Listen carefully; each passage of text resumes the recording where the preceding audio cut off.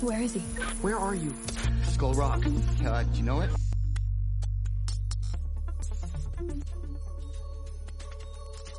Hello, this is Stacy over at the Skull Rock broadcast. I am joined by... Hello, this is Megan. Welcome back to this special holiday edition of our Stranger Things podcast. We are super excited to be here recording this festive episode for you all. Yep. It is December 15th, which tell us about what that significance is in Stranger Things. So I had no idea until I opened up Instagram, but apparently December 15th, 1984, 40 years ago, was the date of the iconic snowball dance that Elle gets to go and dance with Mike at.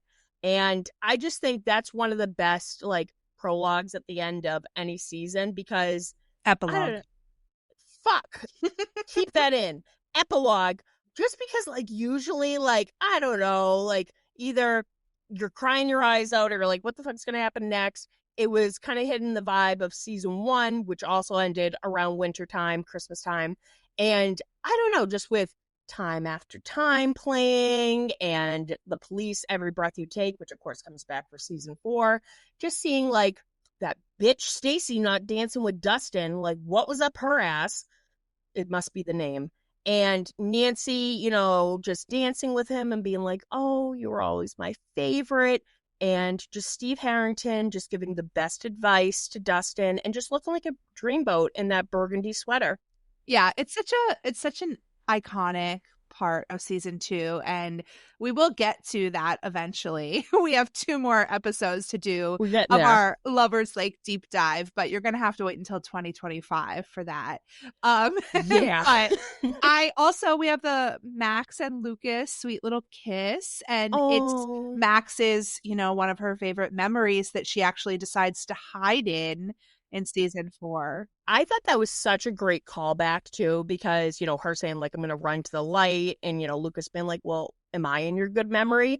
And as soon as they revealed when she opened her eyes that it was the snowball dance, I had nerd chills. And I just thought it was such a cool setting, especially with the fight with Vecna, with all the snowball decorations and stuff. It just makes you think this is back when things seemed a little hopeful.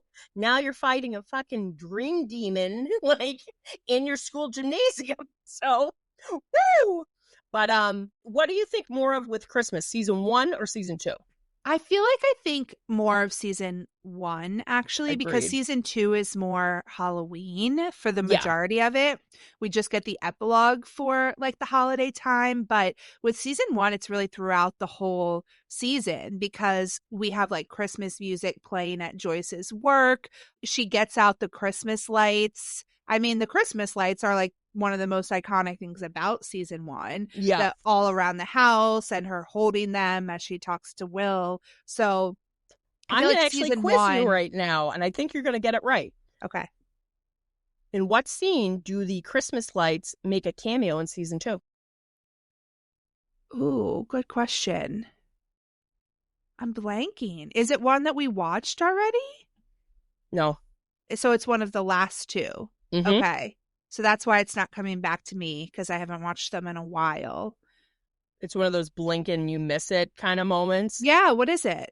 So it's when they're digging through everything that Hopper's thrown out of the shed to, make for Will. And Steve is digging through stuff. And it's kind of when Nancy doesn't say it, but says it I fucked around. And he's like, it's okay, Nancy. He picks up a big knot of the Christmas lights and he kind of makes a face and throws them down. So I always thought that was a cute little homage. Yeah, that's funny. I'm excited to get to those last 2 episodes of season 2. They're going to be good. Action-packed. So that's going to be happening in 2025, which blows my mind that it's going on a year of us just broadcasting over at the old Skull Rock. Yeah, it's December 15th right now as we're recording this. So that's why we were talking about the snowball. But when this episode comes out, it's going to be December 20th. And it's going to be the first day of our winter breaks, which is when we started recording the podcast last year. So we recorded our first few episodes when we were on break because, as you guys know, we work in schools. So we get a nice little break around the holidays. So it's, the most wonderful time of the year. And Truly our is. anniversary for Skull Rock Broadcast makes it even cooler that we've been doing this for a year. And it was quite the epic year. So what a ride. Yeah, exactly. And just to think like next year is going to be just as cool, if not cooler. So whenever they officially announced that it's going to be 2025, I was like, I am such a nerd that on New Year's Eve, I'm going to go, when it hits midnight, I'm going to go, this is the year season 5 comes out. Like, that's my first thought. So just so unreal because it feels like it's been forever. Yeah, it does feel like it's been forever.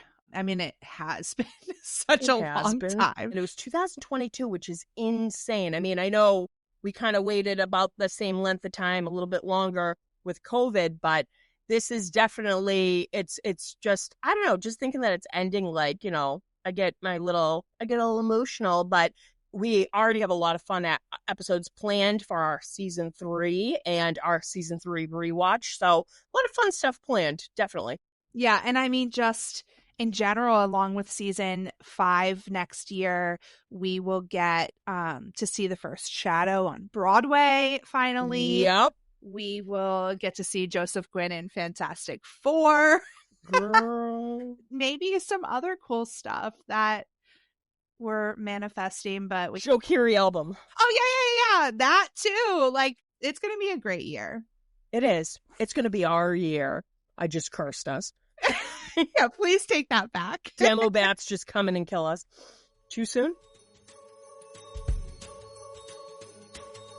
Because it's the holidays and Stranger Things has such cool holiday vibes, and just for fun, we wanted to talk about our top holiday movies. Yes. I know we're not on video, but I went all out, guys. I decked the halls, so I am all dressed up for the holiday season. Yeah, tell us what you're wearing, Stacey. So I am wearing, from Hot Topic, a Joe Keery, Steve Harrington shirt where he has a little Santa hat on, cool. And then I'm wearing probably, the loudest looking headband. It's got Christmas bulbs. I'll definitely take a picture of myself, but I got my little Christmas Steve mug. I was like, I'm going to set some ambiance. And, Megan just looked at me like, I'm so done with her bullshit. But, we're getting into the spirit of things. Megan, you posted your tree. Your Stranger Things tree. That's my Stranger Things tree. I've had that tree since college. That does look like a dorm room tree. Yep. Yeah. And it's perfect for this podcast room. And it's just all decorated with Stranger Things bag clips and pins and just things that, make cool ornaments for the tree. Yeah, you got really savvy with what you use as ornaments. Good girl. Yeah, I got the Eddie Munson Funko ornament, and I nice.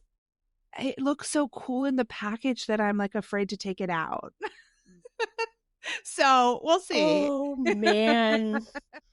You didn't ask me to tell you what I'm wearing. I know. I just noticed it again. What are you wearing, Megan? So I'm wearing my Beyond Epic Christmas in Mystic Falls crew neck, which is just absolutely beautiful.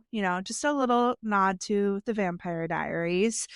We love Emma, and it would be cool if she did some Stranger Things Christmas designs. Like maybe she needs to do that for next year. We'll put that out there for her. Manifest. Yeah. So we are definitely in the holiday spirit, and I was wondering, just before we start talking about Christmas movies, what is your favorite Christmas song? Oh, that's a good one. I have to say, it's such a weird choice, but I like the instrumental version of Carol of Bells because, the na-na-na-na-na-na-na. You're welcome, everyone. And I don't know, like, as soon as I hear that, I'm like, yeah, it's Christmas, bitches. So that's probably my favorite. What about you? Yeah, that's a cool one. I have like a couple. One of mine is Merry Christmas, Happy Holidays by NSYNC. Happy holidays. They're going to get us for copyright because I sounded just like them. That's like one of my all-time favorites. And have you seen the music video for that? Do you remember? They're in a goddamn the sled. Music video? Yeah. I like kind of want to post it on our Instagram. Like, do it. Because we teach, right? So one year when I was teaching 3rd grade, this was probably like 10 years ago at this point, I showed it to my 3rd graders because they had never seen it. They would probably did not know what to even think. Yeah, probably way too many people in the world right now who have never seen that music video. So we might need to help fix that problem. You know what? That's going to be our Christmas, pay it forward. Sharing the gift that keeps on giving. Yeah. Merry Christmas, Happy Holidays. But my all-time favorite is Have Yourself a Merry Little Christmas. Yeah, what version do you like? Every single one. I do not give a shit. I love that song so much. I guess it's actually a really sad song, too. Like it is really sad, yeah. Yeah, but I think it's beautiful, and I love all of the covers and all of the versions. Yeah. I like that you're not picky. You're not a snob. You're not like, yeah, you be this. No, I like that. Yeah. I respect it. It's such a good song. So similar to when we did our summer movie discussion, we have both chosen a few. We only did 3 this time instead of 5. We contained ourselves. Yeah. So we're going to talk about our top 3 Christmas movies. So I'm excited to hear your picks. Do you want to go ahead and start with your number 3? My list is very Stacey coded. I can basically guarantee you might have heard of one. The rest of them, you're going to be like, no, what? But this one is actually a movie you could handle. It is actually called Night of the Comet from 1984. And it is about 2 teenage sisters. And it's the night of this like famous comet, like Halley's Comet, that's going to, it's one in every, billion years. And the last time it passed through was when the dinosaurs were around. Wink, wink. So the thing is, unless you are inside, like surrounded by like steel or metal, if you are outside, you turn to orange dust. So the lead character, she sleeps with her boyfriend at work at the movie theater, and they make it, anybody could see us. And he's like, no, the walls are steel. It's so stupid. And she walks out the next day and she's like, where is everybody? And there's all clothes in the street and just like tang basically everywhere. And her sister, the cheerleader, got into a fight with her stepmom and slept in the storage shed, which was steel. And she's like, right away, like, there's nothing wrong, even though there was a big party at the cul-de-sac. And it's just all clothes and like orange dust. So it's them figuring out that something bad happened. So they hear the local radio station still going. And they're like, oh, there must be survivors. And they go and they find out that it's a recording, but they meet up with a truck driver who slept in his rig. And guess what, guys? It was made out of steel. And they realized that if you were like inside, not directly outside, you didn't turn to dust. You turn into like a zombie, but it's not like a scary zombie. They'll still kill you, but like you could handle this movie. It's very cheesy. And it's actually like, I find it more funny than anything else. It's just really over the top, but it takes place around the holidays. So there's Christmas music constantly playing at the radio station and stuff. Somebody dresses up as Santa Claus. There's this zany little montage where Cyndi Lauper's girls just want to have fun, because right away the girls are like waiting on the truck driver to do something, and they're like, what should we do? And then they're like, wait, it's the end of the world. Let's go shopping. And I'm like, yeah, same. And it's just them having like the most fun, just raiding the mall. And it's really, really funny. And it's not your typical Christmas movie, but it's definitely one I always try to put into rotation every year. So Night of the Comet, 1984. I love that. That sounds really entertaining. I feel like I need to check it out. Yeah. I think you'd like it. I love that your picks are so Stacey coded. That's hilarious. Baby. As I sip my eggnog. So I mentioned my Christmas tree being from college, and I feel like all of my Christmas movies that are like my top Christmas movies now, for some reason, I like watched them all for the first time when I was in college, and I have very like fun memories of just like being with my college roommates around Christmas. Like I feel like they all were like into Christmas like I was. And so I remember watching this one for the first time like we put it on when we were having like a holiday cookie exchange party in our apartment so in college. Cute. See, you had the wholesome college experience. I was playing like Edward Forty Hands with my ratchet friends. Okay, sophomore year of college, this apartment that I'm talking about, we had coloring books, and they were Christmas coloring books, and we would just sit there and color, and people would come over and color in our coloring books, and we had them all around the apartment. Oh, Megan, my sweet summer child. I adore you. Mean, we also like made shots, like, and like I'm sure you guys got ratchet. Yeah. But like we also, we were coloring in your coloring books and doing cookie exchanges. Like we were drinking at the cookie exchange as well, but like it was still fun. I love that. Now, were there movies that you would constantly watch during these things? Yeah, so we had Love Actually on at that Christmas party, and I don't think I had ever really seen it before college. I saw it in theaters. Wow, because what year did it come out? Like 2004, 2005. This was like 2007, like my sophomore year of college. So it had been out for a couple years, but it was like not something that I had seen. So my college roommates kind of like introduced me to it. But what's your favorite sub-story, like storyline? Yeah, so the thing is now about that movie, I've watched it pretty much every year since then. So I'm a little like tired of it at this point. It didn't age well either, I hate to say it. Yeah, there's a lot of parts that are a little cringy, like not politically correct, but I love so many of the storylines. Hugh Grant dances in it. It's just zany. Hugh Grant dancing is like one of my top moments. What's his name?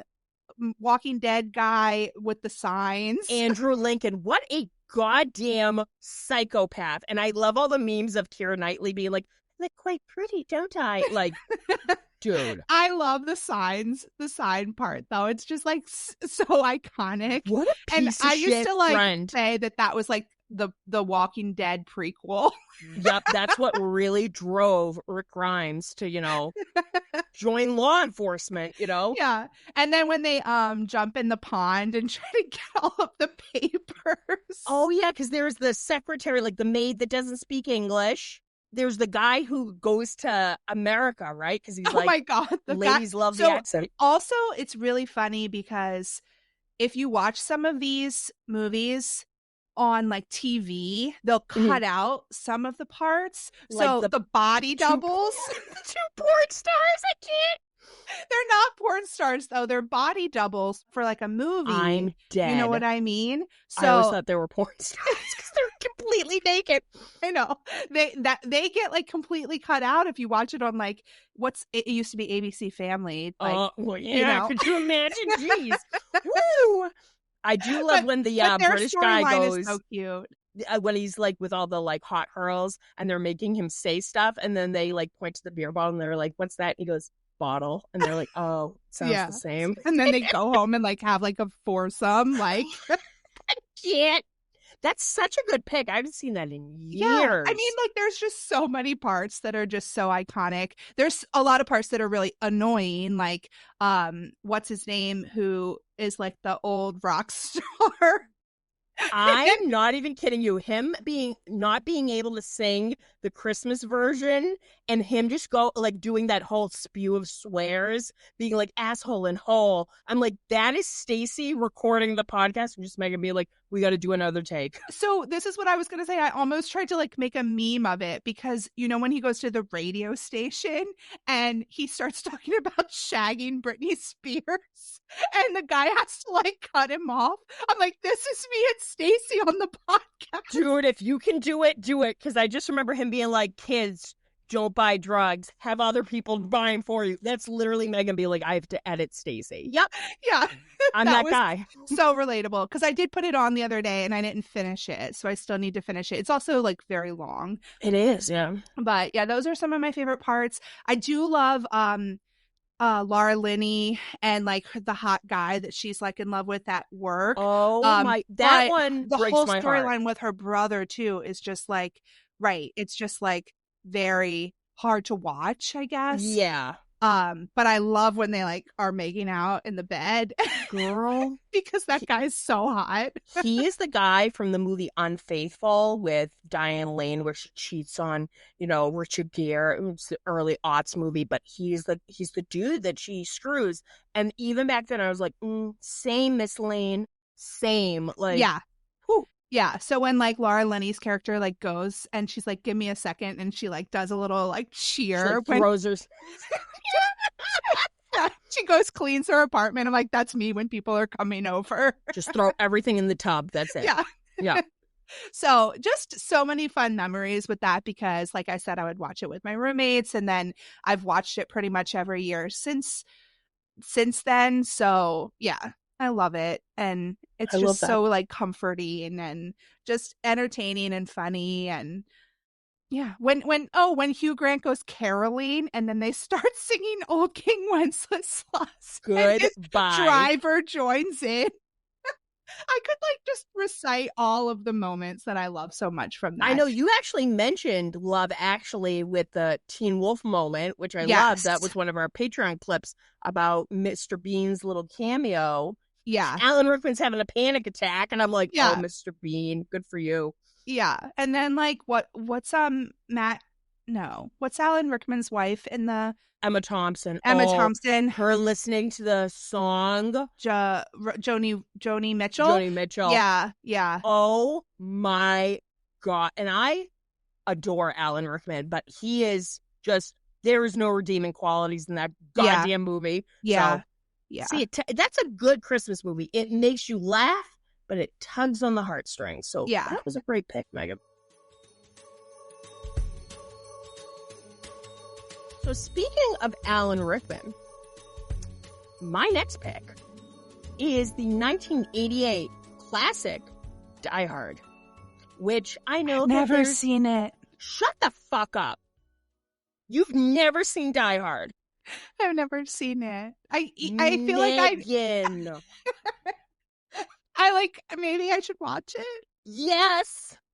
Man, it is Bruce Willis in it too? Oh yes, and it's when he was still on I do love Bruce Willis. Yeah. Oh, and he's just so charming because I guess Armageddon is one of my like top 10 favorite movies ever. Girl, we'll have to like geek out about Armageddon one day because that was constantly on in my house and love it. But Bruce Willis is just one of those actors like I've just always loved. And I actually have this special little connection to this movie.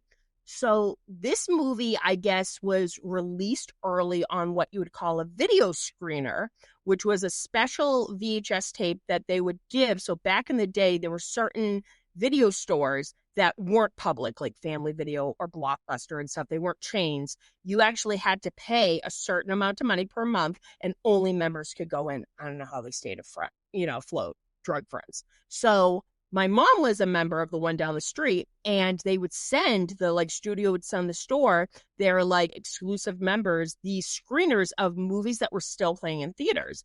And my mom was pregnant with me, and she was like, yeah, I don't know what it was, but like I found that movie oddly comforting, which okay. It is like a super violent, like things are fucking exploding. Everyone is saying the F word, like guns are going off. Like it's like not really a calming movie, but my mom admitted to me that she watched it every day for the first 3 months of her pregnancy with me. So one day I looked at my sister and I said, oh yeah, remember all those stories about how she talked about how she would read when she was pregnant with you? She gets an Alexis law school graduate doing that. You watch Die Hard 3 months through your pregnancy, you get a Stacy. So fun little flavor. If anybody wants to, make their own Stacy. Make your own Stacy. That's the recipe. That's the recipe, 3 shakes of Die Hard. But I always made jokes that the first voices I ever heard were Bruce Willis's and Alan Rickman's. But it's just about this cop that's coming in from New York. He's visiting his wife who got this big, bougie job in this high-rise apartment. She moved to the West Coast, and they're kind of on the outs. And he flies out to go to her Christmas party. And I guess, it was based off a novel from the 70s. And originally, Frank Sinatra was supposed to play the lead. But by then, he was a little too old to do it. So they were like, we need an action star, but not like a Sylvester Stallone, not like an Arnold Schwarzenegger. We want somebody who's like kind of cocky and funny and like the everyday man. And at the time, Bruce Willis was on Moonlighting with Sybil Shepherd, and everybody kind of liked his kind of like, cocky little pain in the ass, attitude. So he got cast, and Alan Rickman plays the German terrorist Hans Gruber, and it's basically about how the Nakatomi Plaza, that's the high rise, they're basically like all these German terrorists like crash the Christmas party when poor Bruce Willis is in the bathroom and holds everybody hostage. And there's a reason, there's a method to their madness, because you're like, what would they want in a high-rise apartment building? Well, they didn't count on Detective John McClane being there. And since he was in the bathroom, they didn't, know he was there. So he may or may not have killed a bad guy and gets a machine gun, and he has a radio. And he basically is like playing the cat and mouse game throughout this like 30-story tower while, the bad guys are trying to catch him. But the really great thing is he is in communication with this police officer down below, and it's the dad from Family Matters. So I am just tickled pink because there's this iconic scene where when they introduce his character, he's buying Twinkies at the gas station across from Nakatomi Plaza. The guy ringing him up is such a prick. He goes, "Thought cops are supposed to like donuts." He just looks and he goes, "They're for my wife." And he goes, "Yeah, sure." And he goes, "She's pregnant." He goes, "Mm-hmm." And he goes, "Bag it." And the guy goes, "Big time." Just such a prick, but it's so quotable, Megan. Like, it's kind of like got that weird comedy vibe to it. Like, there's 2 FBI agents that show up. One's white, one's African-American, and they're Agent Johnson & Johnson, but they have to state each time no relation. It's so good, and it's full of action. It's got probably one of the most iconic villains' death in it, and it's just a staple. I do not recommend Part 2, which also takes place around Christmas time. Part 3 is quite good. Die Hard with a Vengeance with Sam Jackson, but Die Hard is a Christmas movie because it takes place during a fucking Christmas party. And Run DMC's, what is it, like, "It's Christmas time in Hollis, Queens. Mom's cooking the collard greens," whatever that song is, plays at the beginning. And there's a limo driver named Argyle, and he's super sassy, and I love it. So 5 stars, highly recommend it. Stranger Things connection. There you go. Exactly. Okay, so I didn't really know which order to put all of mine in. So, like, I would say these are just not really in, like, a hierarchy. So I'm going to save the other one that I was going to talk about until last. But okay, I'll talk about this one next. Again, feel like I watched this for the first time in college. So, The Holiday, obviously. You know, I've never seen The Holiday. No way, Stacey. See, this is my Die Hard. Yeah, I've never seen it. I'll watch Die Hard if you watch The Holiday. Shake on Deal? it. Boom. Shake? Deal. Yes. We'll report back, guys. Tell me about it. It's okay. So also this is going to be fun because like a couple of the things I'm going to talk about later in our secret segment are like based on this, which is why I love them so much. But it's the whole premise is like a house swap situation.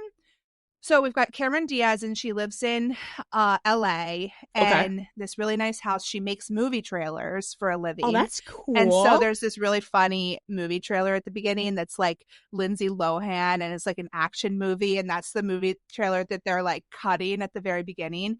But she has this boyfriend. He's cheating on her, so bastard. She kicks him out, and she wants to get away and like for the holidays. So then you've got Kate Winslet, who is in this London. Yes, I love Kate Winslet. She lives in this like idyllic little cottage, like, and she has this like friend who used to be, it's an ex who's now a friend, who's like a friend with benefits type situation. Oh yeah, girl, get it. Is no, he's about to get married to the woman that he left her for. So, and they work at like a newspaper together. They both are like super unhappy and kind of want to get away for the holidays. So they end up looking for like a getaway, and they are both on this like house swap website. So Kate Winslet, God, I'm seeing if it's streaming right now. This sounds great. Yeah, I think I watched it. It was streaming. It's on Prime. Yes, but like double check because that might be again the edited for TV version, which is Oh like no. missing some things. Yeah, So no. you need to make sure you watch the I want like to see the unrated version. original, Yeah. the unedited version, because there were just like certain scenes that were like missing from. And like this really hilarious part with like the gardener, she's like fighting with her Cameron Diaz is fighting with her about to be ex, and there's like a gardener like watching the whole interaction, and that was like cut out in like the version that I just watched that I think I watched on Prime. So I was like so mad. But okay, I'm gonna avoid that. I want to see the gardener. Yeah, you need to see the gardener. But so it's almost like a Craigslist thing. They answer an ad and they switch houses. Yeah, so they Kate switch Winslet houses. goes to LA. Correct. Cameron Diaz goes to England. Yes. And then Kate Winslet in LA becomes friends with two people. So her old neighbor, who was like old Hollywood, like he worked in movies. I forget like exactly what he did. Like he wasn't an actor, but he like knew all of the like actors and actresses from when like classic Hollywood was like happening. Cool. So she makes friends with him, and then she also meets Jack Black, who is a music composer. Yeah, so he composes music, which is how he knows Cameron Diaz, because she makes movie trailers. So it's like you'll like this one part. They like go to Blockbuster together. Like Kate Winslet and Jack Black go to Blockbuster, and he's like it's an early aughts movie. Yeah, he's humming like the theme songs to a whole bunch of different movies and stuff. Oh my God. Yeah, like I can't believe you've ever seen this. Never, and everyone swears by it. Yeah, and then in England at the cottage, Cameron Diaz gets like really drunk the first night she's there, and like decides she's gonna leave the next day. She's like, what am I doing here? And in the middle of the night, some stranger knocks on the door, and he's also very drunk, and it's Jude Law. Jude Law, isn't it? Yes, he's the hottest guy like I've ever seen in my life. Is Jude Law early aughts in this Jude movie? Law? Yes. Holy shit! Yes. Oh my God, I'm excited now. I'm like, gonna literally watch it after we're done doing this. I'm pumped. Like he is so hot in this movie, and like the next morning he like puts on glasses, and it's like, oh girl. I even thought he was hot in that movie where he played the robot AI. Like he was Dreamboat back in the day. So the fact that this is what 2005 probably. I think so, something around then. Yeah. Yeah, so I just want to do 2 honorable mentions, but do you have any honorable mentions first? All right, so one real quick. The original Black Christmas, you would not like that at all. Okay, too scary. One of the scariest movies ever seen. I will not watch it alone in my house. That's how scary it is. Wow. They've remade it twice. The 2006 remake is just like silly. And then there was one in 2019 where in the first like 5 minutes, a girl was like, oh, where's my Diva cup? And she like puts it in. And I was like, you know what? Life's too short. I shut it off. But the original one from 1974, which was directed by Bob Clark, the same director of A Christmas Story. Everyone thinks it's so funny that he like directed these 2 iconic Christmas movies, but they're so polar opposite. But it's got an all-star cast. It's got Olivia Hussey, John Saxon, Margot Kidder from the Superman movies, and it's about this sorority in Canada. Shout out Haley. Anything with Canada. Shout out Haley. And it, like, during the Christmas season, these girls are all going to be going away. And everyone says that it's like the prequel to Halloween. It's what inspired John Carpenter, where there's the POV of somebody outside climbing the terrace and goes into the attic and is creeping down at night, killing the sorority girls. And he harasses the girls by the most disturbing fucking phone calls. Like, it sounds like there's multiple people on the line. And it's one of those, like, the calls are coming from inside the house. And I remember I watched it with my friend Jeanette, and there's a scene where the lead girl finds that out from the police officer. He's like, okay, so we trace the calls, hang up the phone and just get out. And she's like, well, my 2 friends are upstairs. And he's like, nope, just leave, because he doesn't want to, like, spill the beans and panic her. And he ends up, she's like, well, let me just go upstairs. She's being stupid. And he goes, the calls are coming from inside the house, from the, the house mother's room. I told Jeanette, I was like, girl, I love you, but my ass would have been already down the street. Every man for himself, like, I'm that person that if somebody broke in right now, I'd throw Quinn at the intruder than my Christmas tree, and I would be in the next county. I'm flight, not fight. So, yeah, I would not survive. No, actually, I would survive that movie. Everybody else would be dead. So, Black Christmas in 1974. But my other honorable mention, I mean, yeah, you have the classics like Home Alone and stuff, but have you ever seen the 2005 movie, The Family Stone? Okay, spoiler alert. That's my next one. We are going to have so much to talk about. I know.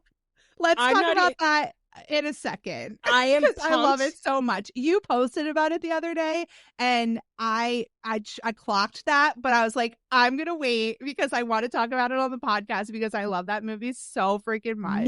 Me too. Even though, like, so fuck, I'm just gonna talk about it, but literally, like, we'll save my pick last. But literally, so back in 2005, there was still a Blockbuster, and my sister was visiting home, and she's like, "Oh, like, do you see the trailer to this?" Guys, look up the trailer of The Family Stone. It, like, I don't know if I've ever seen the trailer. The music that plays when they're going through the airport in Home Alone, and it looks like this zany, funny comedy. So you're like, this looks charming. That's what it is. Charming. It is funny. It is, but it is emotionally taxing because it's so emotionally taxing. And I know Sarah Jessica Parker. I'm a big Sex and the City fan. I'm a huge fan of her in general, but she's annoying as fuck in that movie. Playing annoying. You know, like, I remember when I first watched it, I was like, these people are being terrible. Like, Amy Adams, it's a huge stacked cast. I was like, Diane Keaton's being a bitch. Amy Adams is being a huge bitch because it was right off of Mean Girls. And then I rewatched it again last month, and I went, no, I don't blame them. She's insufferable. She's so annoying. With the throat clearing. Totally relate to, like, the family in that. Not that, like, I don't have that big of a family, but I feel like we, like, are pretty close. And, like, I feel like that's why it hits so hard, too. Mm-hmm. And just the fact, like, she won't sleep in the same bedroom as her long-term boyfriend, Dermot Mulroney, right? Oh, he's so hot in that movie, and now he's so fucking old. Yeah, what the fuck happened? Like, girl, he has like, not aged that well. The Wedding Date, Copycat, I loved him. And then he showed up in Scream 6, and I was like, oh, girl, like, it happens to all of us. But literally, like, he is so hot, but she's like, oh, no, we can't stay in the same room. It kicks poor Amy Adams out of her bedroom. So literally, she's like, no, it's proper. And then the notorious fucking dinner scene, which... No, I think the even worse than the dinner scene is awful, like, to watch. Like, but sweating thinking about it. When they wake up in the morning after, I won't spoil it for anybody who hasn't seen it, but when they wake up in the morning and, like, the chase around the house, the table collapses. Yeah, and all of the eggs. Yeah, like, what did she make? Because remember, they were like, oh, that doesn't have Strata is what it was called. I don't know. Let's Google it real quick. Because I love that Emmett, her, like, boyfriend, is allergic to mushrooms. And everybody keeps going, that doesn't have mushrooms in it. She's like, I didn't know, because it's all packed with mushrooms. It's a simple 5-ingredient meal. It's like a breakfast. It has eggs, bread. I think it's sort of like a casserole. Like an egg casserole, quiche or something. Yeah, I'd be all about that. But that shit goes flying, and, like, not for anything, Dermot Mulroney, as soon as Claire Danes, callback. I love Claire Danes. Her falling off the bus, like, I felt bad. I was like, that'd be me. But like, just the fact that, like, he instantly, like, I'm gonna spoil it, like, in love, smitten with her, and he's like, you should try on, you know, the engagement ring, and he gets that stuck. Part is terrifying. And I do love Sarah Jessica Parker because I'm like, this is very Stacey when the two sisters are alone in the bathroom, and she's like, you know, I didn't mean it, got stuck on my, you know, finger, I didn't mean it, and she goes, well, let me see it, and then she goes, that's it. It is so good. It's so sad. I like when who plays the dad and the brother, and Nelson. Oh yeah, and then one of the Wilson brothers. Luke Wilson. Luke Wilson. Yeah. When they go and, like, eat the brownies the and pot brownies, so stoned. The family stone. Did you have family stone? Yeah. Did you have fun getting high with your father? Oh man. And it's got, like, I'm rewatching The Haunting of Hill House. It's got the older sister in it. She's pregnant in it, which, all right. Rewatching this, her daughter. She's from Grey's Anatomy too. Oh, she's the crazy bitch. She's the one that like She's gets like, in an accident and her face is all like different. She's like, I need a new face, and like she fakes a pregnancy with Karev. Oh, I fucking remember, dude. She was crazy, crazier than a shithouse rat. Yeah, but I like her a lot in that movie. Her in this movie is really good because there's actually a really like moving scene with "Have Yourself a Very Merry Christmas" playing. Yep. But she's watching Meet Me in St. Louis, and Judy Garland is singing that on the TV screen. When you mentioned that song, that's what I thought of, because just that montage. But her daughter breaking Sarah Jessica Parker's heel. I'm sorry. I'm not a parent, but I'd be like, oh my God, I'm so sorry. She doesn't even apologize. She's like, oh, we might have some glue. And like Sarah Jessica Parker just makes it even more awkward. She's like, I think I have another pair to go with that outfit. And I'm just like, this, like, make it stop. But I love this movie, but it's so fucking comfortable. Yeah, there's so many uncomfortable parts, but like it's like I guess the payoff is good. Like, I don't know, because it's very like touching and devastating. But yeah, I do love the whole like gift to the photo of her pregnant, and she finds out that it was actually Amy Adams. Like that tugs on the heartstring. It makes up for the dinner scene, because I will never forget, because this was eons ago, me and Alexis literally just looked at each other and we were like, we don't know what to do. Like, we don't know. We were having panic attacks because we're like, the trailer lied. This isn't zany and, lighthearted. This is really horrible. Anxiety drives. But I'm so glad that was your pick, because I'm literally, Jeanette, my friend, knows about it, and we're such monsters. We made our friends Kat and Anthony in college watch it, and we were like, yeah, it's a really funny comedy. They were like, it was good, but like, why is it so awkward? And I'm like, it's meant to make you uncomfortable. So my college connection there was, it was junior year of college. I had, there were 6 of us, like a 3-bedroom apartment. And, one of my roommates, we did a Secret Santa, and one of my roommates got me that movie, like a DVD of that movie. I love that. For Christmas, and I had never seen it before. She knew I had never seen it before, but like she knew I would love it. So yeah. So let me do my honorable mentions, since my other top pick has already been discussed. Yeah, I spoiled that. Yeah. It's so good though. Definitely watch it if you have never seen The Family Stone. And don't blame us for your emotional trauma. Yeah, report back about the dinner scene. Yeah. So completely different like genre to my other 3, but also one of my freshman year roommate actually gave me this movie. I love that this is a timeline of your college experience. This is just making me so happy. But Elf, like I had never seen Elf, and my roommate freshman year was like, hey, you would love this, like, and gave me that movie, and I did love it. And it's like, I'm not like usually that kind of like comedy, like, and I don't really like, if I rewatch that, I don't like pay close attention. I'll like have it on in the background. It's background noise. Yeah, because it's not like, I don't really need to watch all of that, but there are like some moments that are like really sweet and really funny. And my favorite, and 2 years now I've gone to that Festival of Trees, and there's this woman who has embroidered sweatshirts, and I might have to like go find her website and buy it, because she has a sweatshirt with like this part embroidered on it, but it's the Narwhal. I swear to God, I was about to guess that, because that's my favorite part. Bye, buddy. Hope you find your dad. Thanks, Mr. Narwhal. And it's so random. And then he goes back into the water, and I love the best. The little creatures like running. And I was like, well, yeah. That's the best part of the movie. So it really is. I just need to rewatch it like for that scene. Yeah. Get that shirt, by the way. I need to get that sweatshirt. Like, I feel like I would wear it like all winter. If you ever hear me quote, I'm sure I did it a few times during the Upside Down Con, I go, congratulations, you did it. World's best cup of coffee. Yeah, that's from Elf that too. Yeah. Constantly. And I love it. Tastes like a crappy cup of coffee. No, it's the best cup of coffee.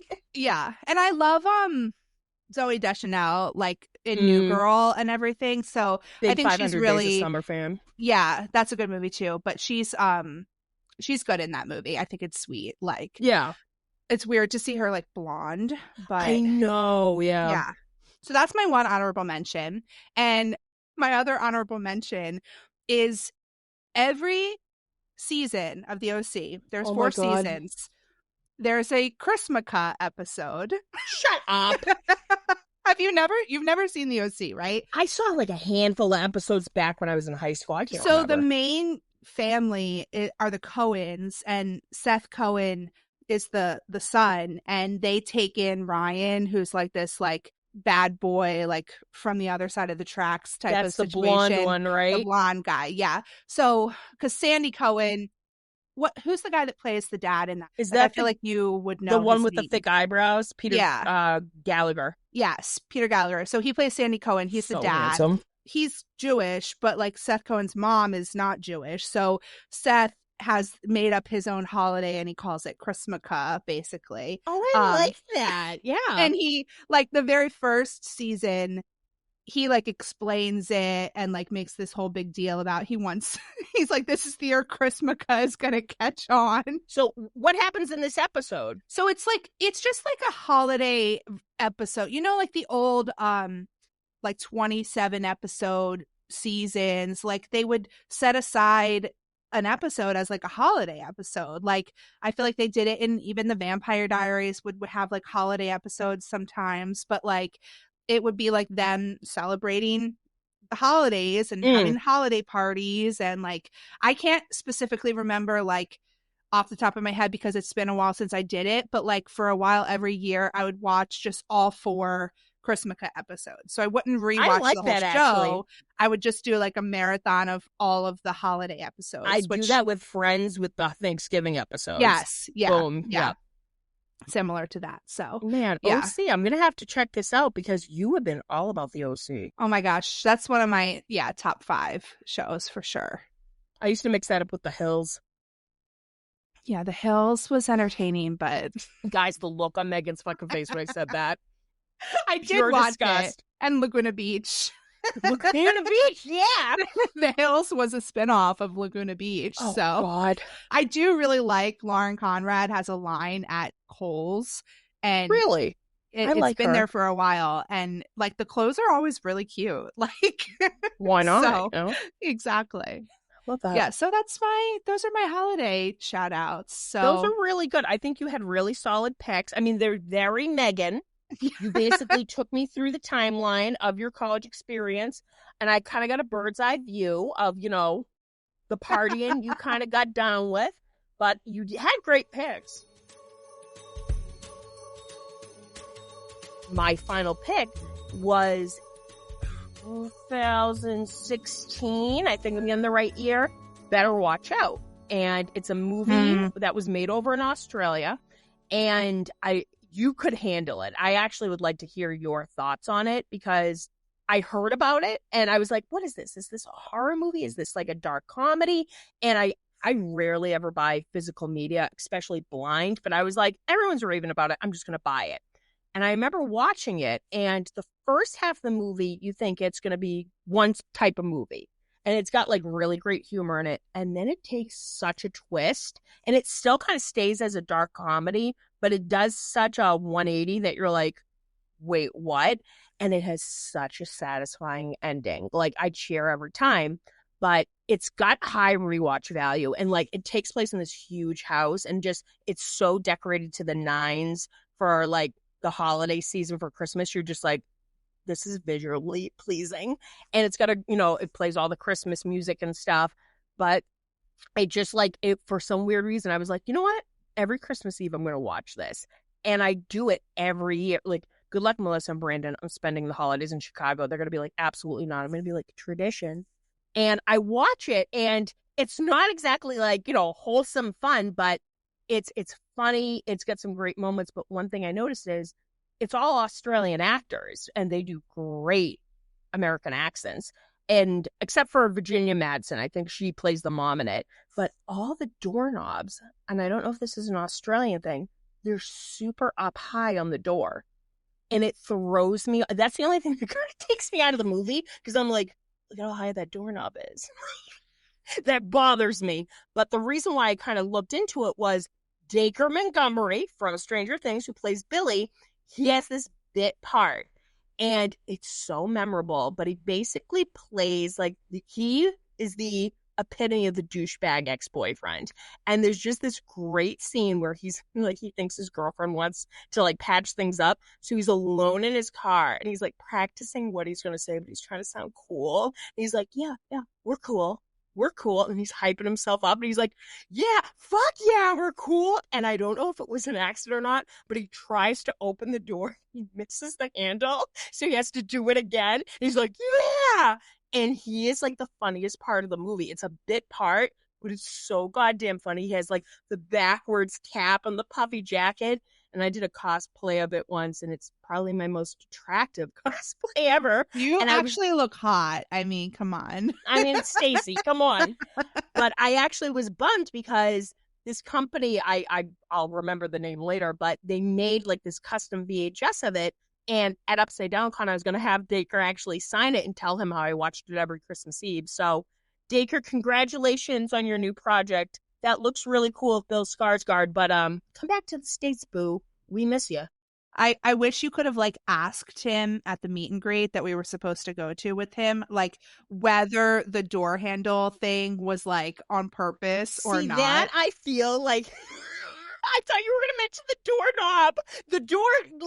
The door opening would make sense. That'd be a great question. But, I'd mix up the questions and I'd be like, Dacre, I noticed all the doorknobs are suspiciously high in this movie. That would not have landed. He would have no idea what I was talking about. It would have gone on forever. You would have just been shaking your head, and I probably would have been escorted out. So maybe it worked out for the best. I was bummed out, but yeah, he's got a cool project coming up, so congratulations. But yeah, Dacre Montgomery is part of my like one Christmas tradition that I stick to, so better watch out. Yeah, it's fun to like make little holiday traditions and stuff like that. I love holiday movies. That's one of my favorite. Right. We picked some good ones too, some really good ones too. I can't wait to watch. I kind of want to watch all three that you talked about. I think you would like them, especially I think Better Watch Out. Yeah. And Night of the Comet would be up your stream. Die Hard is like, if you just like pointless action movies, like it's a fun romp. Yeah. I'm sure my husband has probably seen it, but I might try to make him watch it with me. We'll see. I'm going to watch The Holiday after this, and I will. Yeah, I can't believe you've never watched that. I know. Look at you. So, all right. Well, I think that's pretty much it for this episode today. It was super fun chatting and just getting in the holiday spirit. And we hope everybody has a wonderful holiday if you celebrate Christmas. And if not, just enjoy this dark time of year. That's the other thing. I love lights. And it's just because it's mostly because like I hate the dark, so it's like I like the brightness of like the holiday lights. Smartest thing I could have ever done was put the Christmas lights on my collection, because it just makes the living room like more lit and cozy, because right after you take your tree down in your living room, you're always like, it's so dark in here. Yep. So all right, well, also have a happy new year, because we will not have another episode. I thought you were wishing me a happy new year. Well, I will talk to you before. Yeah, you're going to talk to me, but happy new year to all of you. To all of our listeners, thank you for hanging out with us this year. It has been a ball, and thank you for all of your support, guys. Like, we have met so many cool people, and just meeting fellow fans has just been so much fun to just talk about this show, especially as we're amping up for the grand finale, Yeah, totally. So, all right. Well, that's a wrap on 2024. And remember 24. Joe Carey, Sue's Skull Rock broadcast. That's the end of the new year. Boom. I hope that little soundbite starts to go viral on like remembering 2024 like reels and TikToks and stuff like that. Which, did you realize that your ice cream scooper also says 24? I thought I was special. Oh yeah, Brandy goes, yeah, I noticed you posted it. They all say 24, Stacey. And I go, here I was thinking I was special. Oh, so they all, like, that's the year it happened. So that makes sense. Oh, shit, I didn't even think that year. Like, what a coincidence. Yeah, that's so weird. Oh my gosh. Well, remember 2024, it will be one to remember for sure. Mm-hmm. Over and out.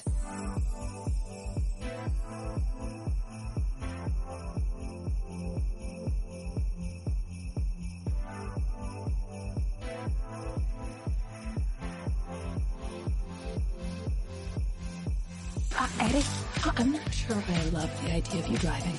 Oh, I'm starting to sucker. Harrington's got her. Don't you, big boy?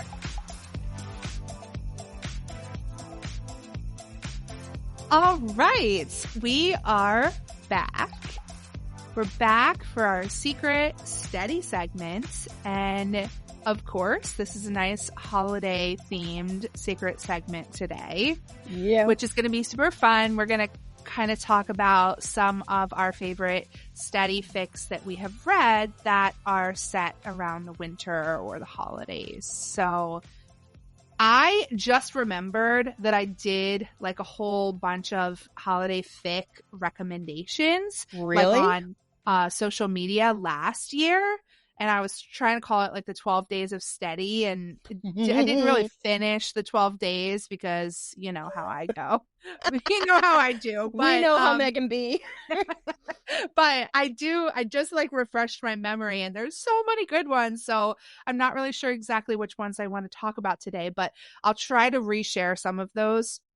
Please do, maybe because I'm going to be at the airport channel that we made for Skull Rock Book Club. So check that out on Instagram. But I do have a couple like that I remember off the top of my head that I definitely want to mention. And I know you have a couple also.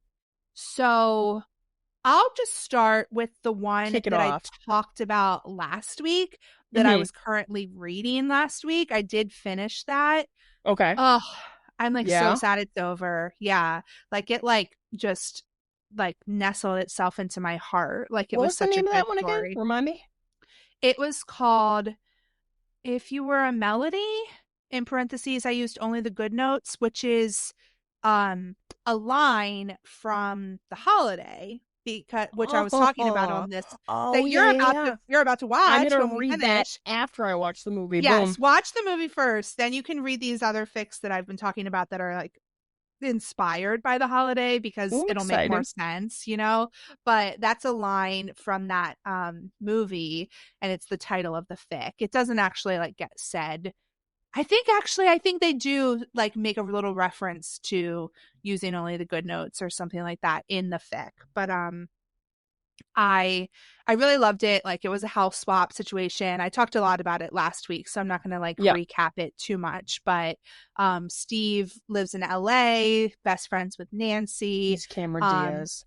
Yes, and Eddie lives in Vermont. But yes, he's Jude Law.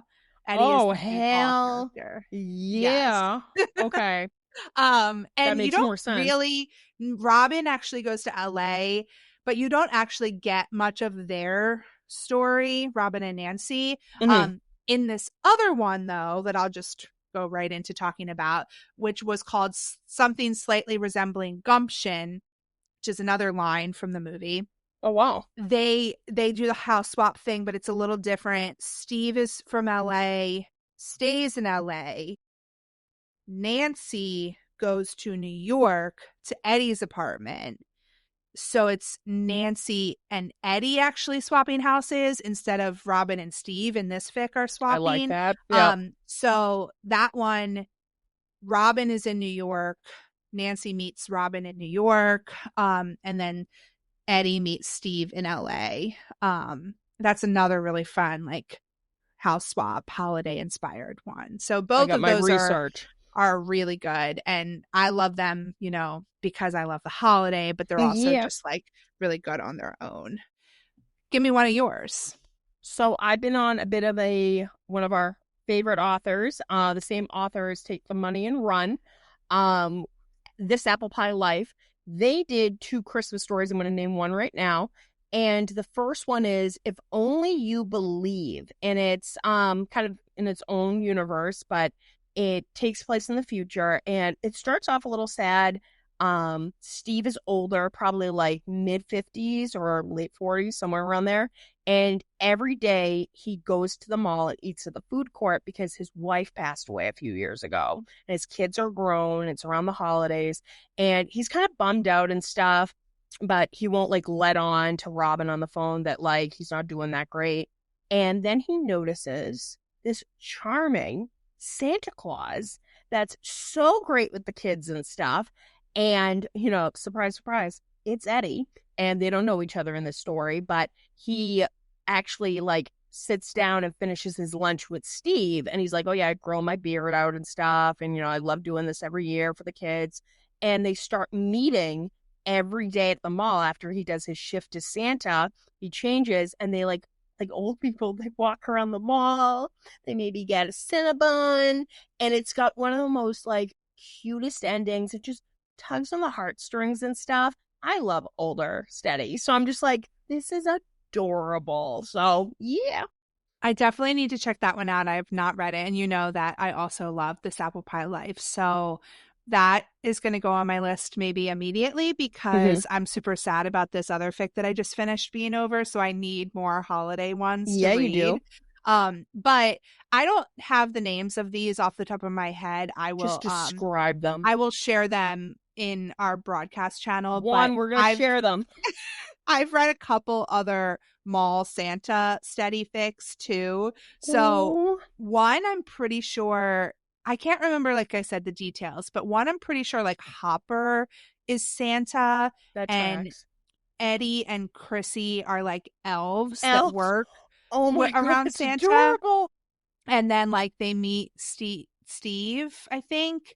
But then there's music. another one where I think maybe Steve has to like be Santa, but it might be the same one. Like maybe Steve has to like, yeah, maybe Steve has to be like fill in for Hopper or something. I don't know. They all kind of like mix up in my brain, but like I love the mall Santa like trope for Steady. Right? It's so cute.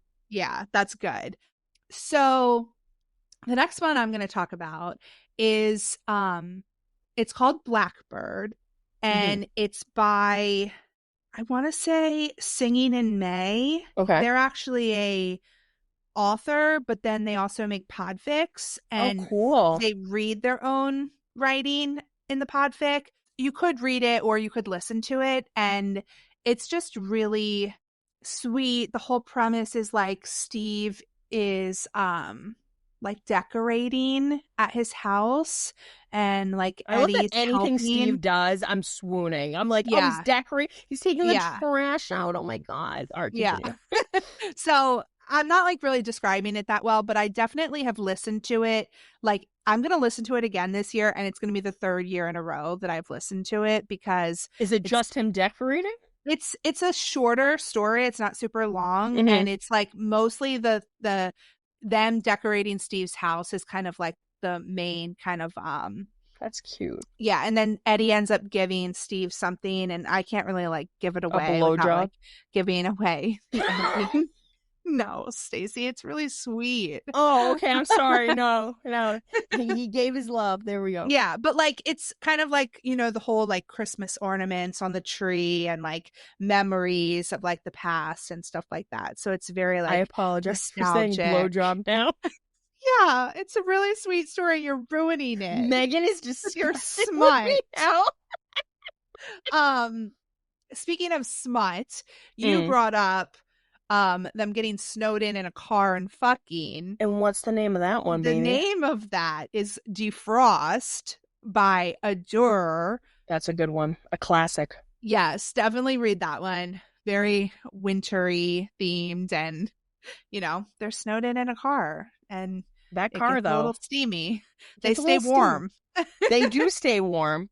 Poor Hopper. Yeah. I mean, probably doing highway patrol.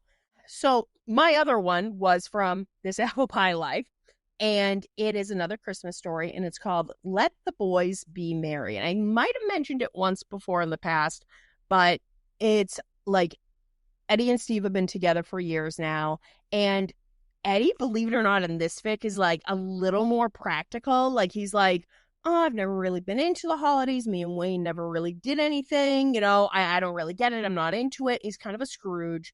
And Steve every year wants to like put up lights and this and that. And Eddie always complains about how cold it is. Now it's going to drive up the electrical bill. And I'm like, you're speaking like you're in your 30s. Relax. And basically it hits him that he's like, wait, like we're not planning on adopting. We're not going to have any kids, and all the, you know, the original party is grown up. So Steve, who always wanted a family, like this is kind of his way to like, you know, cheer himself up during this time of year. And he instantly is like, I am the biggest asshole. So he tries to make it up to him to like have this like great Christmas and stuff and stop the bitching. And it's just really sweet again, not smutty, shocking. No blowjobs in that one, but it's just really, really sweet. But there is a scene where like Eddie's freezing his ass off and like he's like, Steve, you better not fall off this ladder because one more concussion and bye birdie. But just really, really good. And we all know what a fantastic author that is. So great holiday stories. Yeah, they're great. Let me see if there's any more that I wanted to mention. Those were the big ones that I had off the top of my head. I'm glad you remembered Defrost. That's a great one. Yes, that is a really good one. I'm going to try to find this fic where Steve has to go try to find the Christmas tree cakes for Robin because she has the flu. You need to find that. Yeah. Yeah. I can't remember what that one was called. But, oh, speaking of Adur, another one of my favorites by them is Let It Roll Into the Night. And there's a podfic of that story by Singing in May, which I was talking about before with Blackbird. And it's not really a holiday or Christmas fic, but it goes through the seasons of the year. Cool. And there's like a winter part, which is like my favorite part of the fic. So that's a really good one. I also was going to shout out Tell Me a Story, our friend Jen, because they have a couple cute like holiday fics. And actually the first podfic that I ever recorded was a little short microfic called Warm Me by the Fire, a steady holiday microfic. And it is like a sweet little story. And I had such a fun time, like, and that's just special to me because it was like the very first podfic I ever recorded. But yeah, I have a bunch too that I had recommended last year, but I think I want to read some new ones this year too. So I'll try to find some new ones and send them in our little broadcast channel. I know like on Tumblr, there's a bunch of them that like link to archive and stuff because this is when people are doing prompts for Christmas and the holidays. And nothing is cozier than those two, you know, just celebrating the holidays. Yeah, exactly. Like I love Christmas and I love steady. So like holiday steady fics are like, yes, mind blowing. It is like ice cream and cake. Yeah, exactly. All right. Well, this was so fun. Thanks for doing this. Of course. And everybody else, thanks for listening. We already kind of said our goodbyes earlier, so we won't bore you. But yeah, happy Christmas. Happy holidays. I'm British now, so. Brilliant. I'm Joseph Quinn. Oh yeah, Hoard's a Christmas movie. Oh, Jesus Christ. Nothing says the holidays more than that pancake ass just laying next to the tree. That's the real gift. Over and out.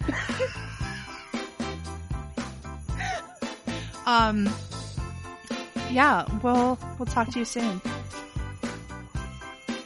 Deuces. You're gonna have so much fun editing that episode.